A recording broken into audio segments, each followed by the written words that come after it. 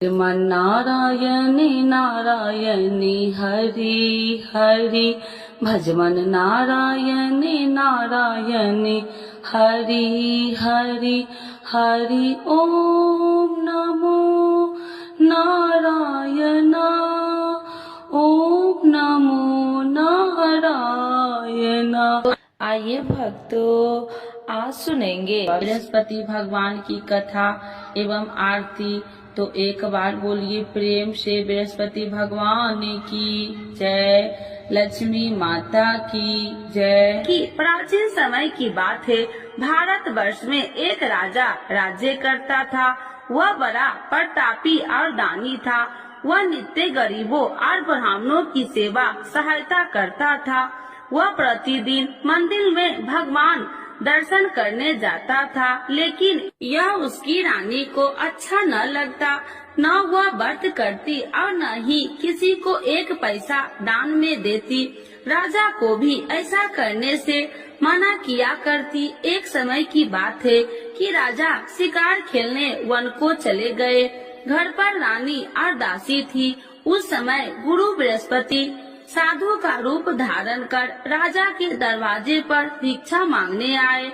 साधु ने रानी से भिक्षा मांगी तो वह कहने लगी, हे साधु महाराज, मैं इस दान और पुण्य से तंग आ गई हूँ। आप कोई ऐसा उपाय बताए जिससे यह सारा धन नष्ट हो जाए और मैं आराम से रह सकूं। साधु रूपी बृहस्पति देव ने कहा, हे देवी, तुम बड़ी विचित्र हो। संतान और धन से भी कोई दुखी होता है। अगर तुम्हारे पास अधिक धन है तो इसे शुभ कार्यों में लगाओ, जिससे तुम्हारे दोनों लोक सुधरे। परंतु साधु की इन बातों से रानी खुश नहीं हुई। उसने कहा कि मुझे ऐसे धन की आवश्यकता नहीं जिसे मैं दान में दूं तथा जिसको संभालने में ही मेरा सारा समय नष्ट हो जाए। साधु ने कहा, यदि तुम्हारी ऐसी इच्छा है तो जैसे मैं तुम्हें बताता हूँ तुम वैसे ही करना। बृहस्पतिवार के दिन तुम घर को गोबर से लिपना,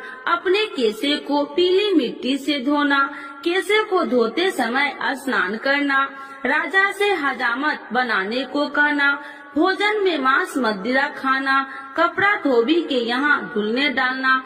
इस प्रकार 7 बृहस्पतिवार करने से तुम्हारा समस्त धन नष्ट हो जाएगा। इतना कहकर साधु बने बृहस्पति देव अंतर ध्यान हो गए। साधु के कहे अनुसार करते हुए रानी को केवल 3 बृहस्पतिवार ही बीते थे कि उसकी समस्त धन संपत्ति नष्ट हो गई। भोजन के लिए परिवार तरसने लगा। एक दिन राजा रानी से बोला, हे रानी, तुम यहीं रहो, मैं दूसरे देश को जाता हूँ, क्योंकि यहाँ पर मुझे सभी जानते हैं, इसीलिए मैं कोई छोटा कार्य नहीं कर सकता। ऐसा कहकर राजा परदेश चला गया।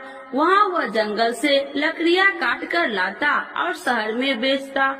इस तरह वह अपना जीवन व्यतीत करने लगा। इधर राजा के बिना रानी और दासी दुखी रहने लगी। एक समय जब रानी और दासियों को 7 दिन बिना भोजन के रहना पड़ा तो रानी ने अपनी दासी से कहा, हे दासी, पास ही के नगर में मेरी बहन रहती है, वह बड़ी धनवान है, तू उसके पास जा और कुछ ले आ ताकि थोड़ा बहुत गुजर बसर हो जाए। दासी रानी की बहन के पास गई। उस दिन बृहस्पतिवार था। रानी की बहन उस समय बृहस्पतिवार की कथा सुन रही थी। दासी ने रानी की बहन को अपनी रानी का संदेश दिया, लेकिन रानी की बहन ने कोई उत्तर नहीं दिया। जब दासी को रानी की बहन से कोई उत्तर नहीं मिला तो वह बहुत दुखी हुई। उसे क्रोध भी आया। दासी ने वापस आकर रानी को सारी बात बता दी। सुनकर रानी ने अपने भाग्य को कोसा। उधर रानी की बहन ने सोचा कि मेरी बहन की दासी आई थी, परंतु मैं उससे नहीं बोली, इससे वह बहुत दुखी हुई होगी। कथा सुनकर और पूजन समाप्त कर वह अपनी बहन के घर गई और कहने लगी, हे बहन, मैं बृहस्पतिवार का व्रत कर रही थी, तुम्हारी दासी गई परंतु जब तक कथा होती है तब तक न उठते हैं और न ही बोलते हैं, इसीलिए मैं नहीं बोली। कहो दासी क्यों गई थी? रानी बोली, बहन हमारे घर अनाज नहीं था। ऐसा कहते कहते रानी की आंखें भर आई। उसने दासियों समेत भूखा रहने की बात भी अपनी बहन को बता दी। रानी की बहन बोली, बहन देखो बृहस्पति देव भगवान सबकी मनोकामना पूर्ण करते हैं। देखो शायद तुम्हारे घर में अनाज रखा हो। यह सुनकर दासी घर के अंदर गई तो वहाँ उसे एक घड़ा अनाज का भरा मिल गया। उसे बड़ी हैरानी हुई क्योंकि उसे एक बर्तन देख लिया था। उसने बाहर आकर रानी को बताया। दासी रानी से कहने लगी, हे रानी, जब हमको भोजन नहीं मिलता तो हम व्रत ही तो करते थे, इसीलिए क्यों न इनसे व्रत और कथा की विधि पूछ ली जाए, हम भी व्रत किया करेंगे। दासी के कहने पर रानी ने अपनी बहन से बृहस्पतिवार व्रत के बारे में पूछा। उसकी बहन ने बताया, बृहस्पतिवार के व्रत में चने की दाल और मुनक्का से विष्णु भगवान का केले की जड़ में पूजन करे तथा दीपक जलाए, पीला भोजन करे तथा कथा सुने। इससे गुरु भगवान प्रसन्न होते हैं, मनोकामना पूर्ण करते हैं। व्रत और पूजन की विधि बताकर रानी की बहन अपने घर लौट आई। रानी और दासी दोनों में निश्चय किया कि बृहस्पति देव भगवान का पूजन जरूर करेंगे। 7 रोज बाद जब बृहस्पतिवार आया तो उन्होंने व्रत रखा। घुड़सार में जाकर चना और गुड़ बिन लाई तथा उसकी दाल से केले की जड़ तथा विष्णु भगवान का पूजन किया। अब पीला भोजन कहाँ से लाए? दोनों बड़ी दुखी हुई, परंतु उन्होंने व्रत किया था, इसीलिए बृहस्पति देव भगवान प्रसन्न थे। एक साधारण व्यक्ति के रूप में वे दोनों थालों में सुंदर पीला भोजन लेकर आए और दासी को देकर बोली, हे दासी, यह भोजन तुम्हारे लिए और तुम्हारी रानी के लिए है, इसे तुम दोनों ग्रहण करना। दासी भोजन पाकर बहुत प्रसन्न हुई। उसने रानी को सारी बात बताई। उसके बाद से वे प्रत्येक बृहस्पतिवार को गुरु भगवान का व्रत और पूजन करने लगी। बृहस्पति भगवान की कृपा से उनके पास धन हो गया, परंतु रानी फिर पहले की तरह आलस करने लगी। तब दासी बोली, देखो रानी, तुम पहले भी इसी प्रकार आलस करती थी, तुम्हें धन रखने में कष्ट होता था, इस कारण सभी धन नष्ट हो गया। अब गुरु भगवान की कृपा से धन मिला है तो फिर तुम्हें आलस होता है। बड़ी मुसीबतों के बाद हमने ये धन पाया है, इसीलिए हमें दान पुण्य करना चाहिए। अब तुम भूखे मनुष्य को भोजन कराओ, प्याव लगवाओ, ब्राह्मणों को दान दो, कुआं, तालाब, बावड़ी आदि का निर्माण कराओ, मंदिर, पाठशाला बनाकर ज्ञान दो, कुमारी कन्याओं का विवाह करवाओ, अर्थात धन को शुभ कार्यों में खर्च करो, जिससे तुम्हारे कुल का यश बढ़ेगा तथा स्वर्ग की प्राप्ति हो और पितृ प्रसन्न हो। दासी की बात मानकर रानी शुभ कर्म में करने लगी, उसका यश फैलने लगा। एक दिन रानी और दासी आपस में विचार करने लगी कि जाने राजा किस दशा में होंगे, उनकी कोई खोज खबर भी नहीं है। उन्होंने श्रद्धा पूर्वक गुरु बृहस्पतिवार भगवान से प्रार्थना की, राजा जहाँ कहीं भी हो शीघ्र वापस आ जाए। उधर राजा प्रदेश में बहुत दुखी रहने लगा। वह प्रतिदिन जंगल से लकड़ियाँ बीन कर लाता और उसे शहर में बेचकर अपने दुखी जीवन को बड़ी कठिनता से व्यतीत करता। एक दिन दुखी हो अपनी पुरानी बातों को याद करके वह रोने लगा और उदास हो गया। उसी समय राजा के पास बृहस्पति देव साधु के भेष में आकर बोले, हे लकड़हारे, तुम इस सुनसान जंगल में किस चिंता में बैठे हो, मुझे बतलाओ। यह सुन राजा के नेत्रों में जल भर गया और साधु की वंदना कर राजा ने अपनी संपूर्ण कहानी सुना दी। महात्मा दयालु होते हैं। वे राजा से बोले, हे राजा, तुम्हारी पत्नी ने बृहस्पति देव के प्रति अपराध किया था, जिसके कारण तुम्हारी यह दशा हुई। अब तुम चिंता मत करो, भगवान तुम्हें पहले से अधिक धन देंगे। देखो तुम्हारी पत्नी ने बृहस्पतिवार का व्रत प्रारंभ कर दिया है। अब तुम भी बृहस्पतिवार का व्रत करके चने की दाल व गुड़ जल के लोटे में डालकर केले का पूजन करो। फिर कथा कहो या सुनो, भगवान तुम्हारी सब मनोकामनाओं को पूर्ण करेंगे। साधु की बात सुनकर राजा बोले, हे प्रभु, लकड़ी बेचकर तो इतना पैसा भई नहीं बचता जिससे भोजन के उपरांत कुछ बचा सकूं। मैंने रात्रि में अपनी रानी को व्याकुल देखा है। मेरे पास कोई साधन नहीं जिससे उसका समाचार जान सकूं। फिर मैं कौन सी कहानी कहूँ, यह भी मुझको मालूम नहीं। साधु ने कहा, हे राजा, मन में बृहस्पति भगवान के पूजन व्रत का निश्चय करो, वे स्वयं तुम्हारे लिए कोई राह बना देंगे। बृहस्पतिवार के दिन तुम रोजाना की तरह लकड़ियाँ लेकर शहर में जाना। तुम्हें रोज से 2 गुना धन मिलेगा, जिससे तुम भली भांति भोजन कर लोगे तथा बृहस्पति देव की पूजा का सामान भी आ जाएगा। धीरे धीरे समय व्यतीत होने पर फिर बृहस्पतिवार का दिन आया। राजा जंगल से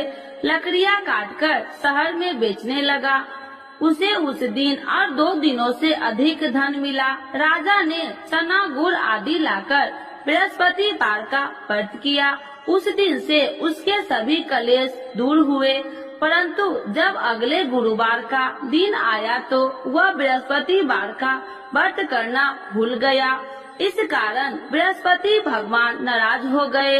उस दिन उस नगर के राजा ने विशाल यज्ञ का आयोजन किया था तथा अपने समस्त राज्यों में घोषणा करवा दी कि सभी मेरे यहाँ भोजन करने आवे, किसी के घर चूल्हा न जले। इस आज्ञा को जो न मानेगा उसको फांसी दे दी जाएगी। राजा की आज्ञा अनुसार राज्य के सभी वासी राजा के भोजन में सम्मिलित हुए, लेकिन लकड़हारा कुछ देर से पहुंचा, इसीलिए राजा को उसको अपने साथ महल में ले गए। जब राजा लकड़हारे को भोजन करा रहे थे तो रानी की दृष्टि उस खूंटी पर पड़ी जिस पर उसका हार लटका हुआ था। उसे हार खूंटी पर लटका दिखाई नहीं दिया। रानी को निश्चय हो गया कि मेरा हार इस लकड़हारे ने चुरा लिया है। उसी समय सैनिक बुलाकर उसको जेल में डलवा दिया। लकड़हारा जेल में विचार करने लगा कि जाने कौन से पूर्व जन्म के कर्म से मुझे यह दुख प्राप्त हुआ है। आज जंगल में मिले साधु को याद करने लगा। तत्काल बृहस्पति देव साधु के रूप में प्रकट हो गए और कहने लगे, अरे मूर्ख, तूने बृहस्पति देवता की कथा नहीं की, इसी कारण तुझे यह दुख प्राप्त हुआ है। अब चिंता मत कर, बृहस्पतिवार के दिन जेल खाने के दरवाजे पर तुझे 4 पैसे पड़े मिलेंगे। उनसे तू बृहस्पतिवार की पूजा करना तो तेरे सभी कष्ट दूर हो जाएंगे। अगले बृहस्पतिवार उसे जेल के द्वार पर 4 पैसा मिले। राजा के पूजा का सामान मंगवाकर कथा कही और प्रसाद बांटा। उसी रात्रि में बृहस्पति देव ने उस नगर के राजा को स्वप्न में कहा, हे राजा, तूने जिस जेल में बंद किया है उसे कल छोड़ देना, वह निर्दोष है। राजा प्रातः काल उठा और खूंटी पर हार टंगा देकर लकड़हारे को बुलाकर क्षमा मांगी तथा राजा के योग्य सुंदर वस्त्र आभूषण भेंट कर उसे विदा किया। गुरुदेव की आज्ञा अनुसार राजा अपने नगर को चल दिया। राजा जब नगर के निकट पहुंचा तो उसे बड़ा ही आश्चर्य हुआ। नगर में पहले से अधिक बाग, तालाब और कुएं तथा बहुत सी धर्मशालाएं, मंदिर आदि बने हुए थे। राजा ने पूछा कि यह किसका बाग और धर्मशाला है। तब नगर के सब लोग कहने लगे कि यह सब रानी और दासी द्वारा बनवाए गए हैं। राजा को आश्चर्य हुआ और गुस्सा भी आया कि उसकी अनुपस्थिति में रानी के पास धन कहां से आया होगा। जब रानी ने यह खबर सुनी कि राजा आ रहे हैं तो उसने अपनी दासी से कहा, हे दासी, देख राजा हमको कितनी बुरी हालत में छोड़ के गए थे, वह हमारी ऐसी हालत देखकर लौट न जाए, इसीलिए तू दरवाजे पर खड़ी हो जा। रानी की आज्ञा अनुसार दासी दरवाजे पर खड़ी हो गई और जब राजा आए तो उन्हें अपने साथ महल में लिवा आई। तब राजा ने क्रोध करके अपनी तलवार निकाली और पूछने लगी, बताओ यह धन तुम्हें कैसे प्राप्त हुआ। तब रानी ने सारी कथा कह सुनाई। राजा ने निश्चय किया कि मैं रोजाना दिन में 3 बार कहानी कहा करूँगा और रोज व्रत किया करूँगा। अब हर समय राजा के दुपट्टे में चने की दाल बंधी रहती तथा दिन में 3 बार कथा कहता। एक रोज राजा ने विचार किया कि चलो अपनी बहन के यहाँ हो आऊं। इस तरह का निश्चय कर राजा घोड़े पर सवार हो अपनी बहन के यहाँ चल दिया। मार्ग में उसने देखा कि कुछ आदमी एक मुर्दे को लिए जा रहे हैं। उन्हें रोककर राजा कहने लगा, अरे भाइयों, मेरी बृहस्पतिवार की कथा सुन लो। वे बोले, लो हमारा तो आदमी मर गया है, इसको अपनी कथा की पड़ी है। परंतु कुछ आदमी बोले, अच्छा कहो, हम तुम्हारी कथा भी सुनेंगे। राजा ने दाल निकाली और कथा कहनी शुरू कर दी। जब कथा आदि हुई तो मुर्दा हिलने लगा और जब कथा समाप्त हुई तो राम राम कह के वह मुर्दा खड़ा हो गया। राजा आगे बढ़ा, उसे चलते चलते शाम हो गई। आगे मार्ग में उसे एक किसान खेत में हल चलाता मिला। राजा ने उससे कथा सुनने का आग्रह किया, लेकिन वह नहीं माना। राजा आगे चल पड़ा। राजा के हटते ही बैल पछाड़ खाकर गिर गए तथा किसान के पेट में बहुत जोर से दर्द होने लगी। उसी समय किसान की माँ रोटी लेकर आई। उसने जब देखा तो अपने पुत्र से सब हाल पूछा। बेटे ने सभी हाल बता दिया। बुढ़िया दौड़ी दौड़ी उस घुड़सवार के पास पहुँची और उसने बोली, मैं तेरी कथा सुनूंगी, तू अपनी कथा मेरे खेत पर ही चलकर कहना। राजा ने लौटकर बुढ़िया के खेत पर जाकर कथा कही, जिसके सुनते ही बैल खड़े हो गए तथा किसान के पेट का दर्द भी बंद हो गया। राजा अपनी बहन के घर पहुंच गया। बहन ने भाई को खूब मेहमानबाजी की। दूसरे रोज प्रातः काल राजा जागा तो वह देखने लगा कि सब लोग भोजन कर रहे हैं। राजा ने अपनी बहन से जब पूछा, ऐसा कोई मनुष्य नहीं है जिसने भोजन नहीं किया हो, जो मेरी बृहस्पतिवार की कथा सुन ले। बहन बोली, हे भैया, यह देश ऐसा ही है। यहाँ लोग पहले भोजन करते हैं, बाद में कोई अन्य काम करते हैं। फिर वह एक कुम्हार के घर गई, जिसका लड़का बीमार था। उसे मालूम हुआ कि उसके यहाँ 3 दिन से किसी ने भोजन नहीं किया है। रानी ने अपने भाई की कथा सुनने के लिए कुम्हार से कहा। वह तैयार हो गया। राजा ने जाकर बृहस्पतिवार की कथा कही, जिसको सुनकर उसका लड़का ठीक हो गया। अब तो राजा को प्रशंसा होने लगी। एक दिन राजा ने अपनी बहन से कहा, हे बहन, अब मैं अपने घर जाऊंगा, तुम भी तैयार हो जाओ। राजा की बहन ने अपनी सास से अपने भाई के साथ जाने की आज्ञा मांगी। सास बोली, हाँ चली जा, मगर अपने लड़कों को मत ले जाना, क्योंकि तेरे भाई के कोई संतान नहीं है। बहन ने अपने भाई से कहा, हे भैया, मैं तो चलूंगी, मगर कोई बालक नहीं चलेगा। अपनी बहन को भी छोड़कर दुखी मन से राजा अपने नगर को लौट आया। राजा ने अपनी रानी से सारी कथा बताई और बिना भोजन किए वह सैया पर लेट गया। रानी बोली, हे प्रभु, बृहस्पति देव ने हमें सब कुछ दिए हैं, वे हमें संतान अवश्य देंगे। उसी रात बृहस्पति देव ने राजा को स्वप्न में कहा, हे राजा, उठ, सभी सोच त्याग दे, तेरी रानी गर्भवती है। राजा को यह जानकर बड़ी खुशी हुई। 9वें महीने में रानी के गर्भ से एक सुंदर पुत्र पैदा हुआ। तब राजा बोला, हे रानी, स्त्री बिना भोजन के रह सकती है, परंतु बिना कहे नहीं रह सकती। जब मेरी बहन आए तो तुम मुझसे कुछ मत कहना। रानी ने हाँ कर दी। जब राजा की बहन ने यह शुभ समाचार सुना तो वह बहुत खुशी हुई। तथा बधाई लेकर अपने भाई के यहाँ आई। रानी ने तब उसे आने का उलाहना दिया।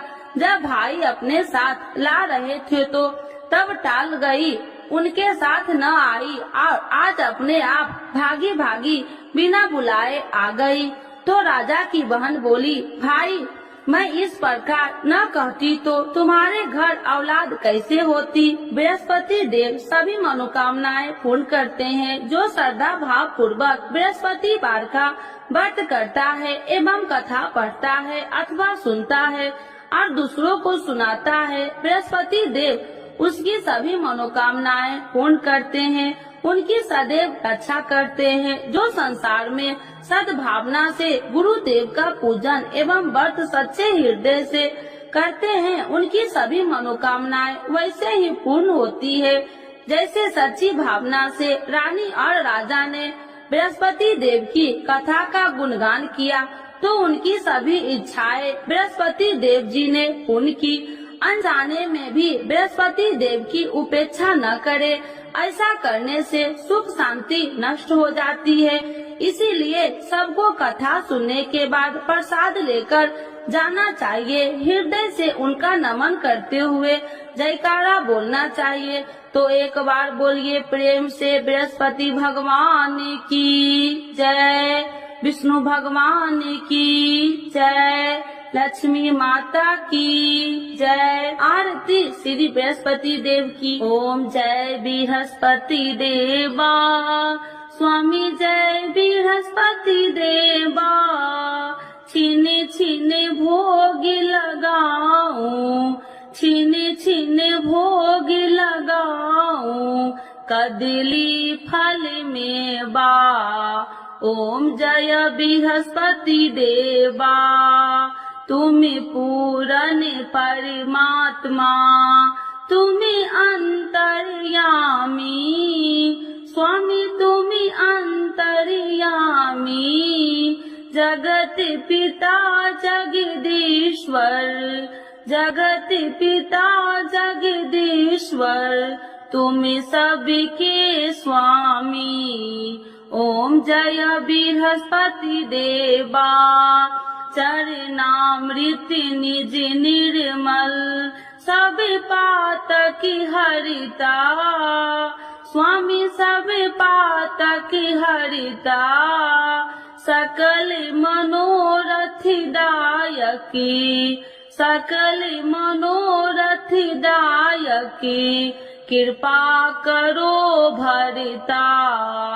ओम जय बृहस्पति देवा, तन मन धन अर्पण कर, जो जन शरण पड़े, स्वामी जो जन शरण पड़े।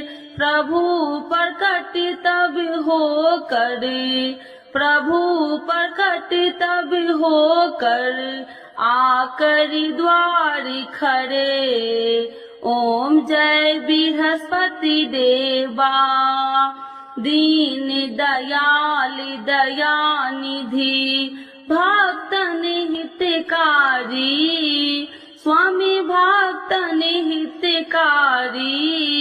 पाप दोष सब हरता, पाप दोष सब हरता, भव बंधन हारी।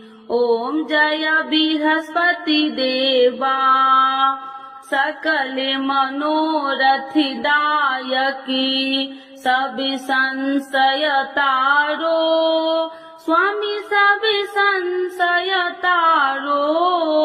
विषय विकार मिटाओ, विषय विकार मिटाओ, संतन सुखकारी।